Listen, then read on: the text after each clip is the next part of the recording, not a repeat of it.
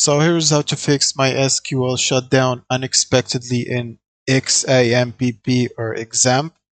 First, you will need to locate the XAMPP install directory, go to File Explorer and go to your C drive or whatever you installed it, but usually it should default to the C drive, XAMPP or XAMPP folder.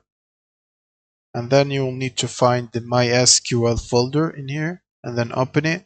And then we need to back up the data folder. We'll simply need to right click on it and copy and then paste it in the same directory in here to create a backup.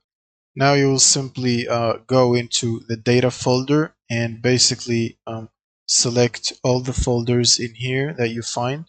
You can select them by the mouse like this or hold Control and click on them individually while keeping Control down. And now you will need to right click and delete these folders. Now you might need to close XAMPP app and also close MySQL from the task manager before doing so, before deleting these folders.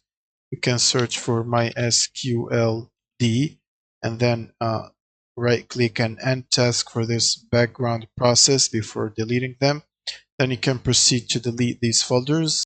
Now you will also need to select all these files, then hold Control down and click on IB Data 1 and only keep that and right click the others and click on delete to delete all the other files except this one for the IB Data 1.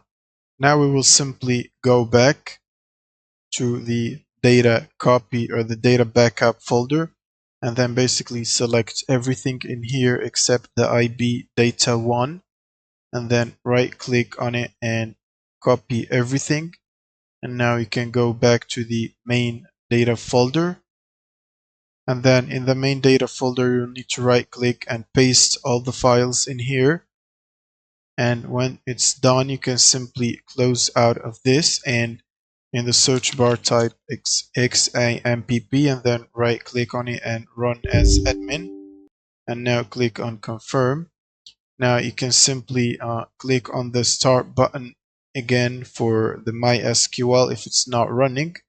Otherwise, it should run automatically like this and that should fix the issue. Thank you guys for watching and subscribe.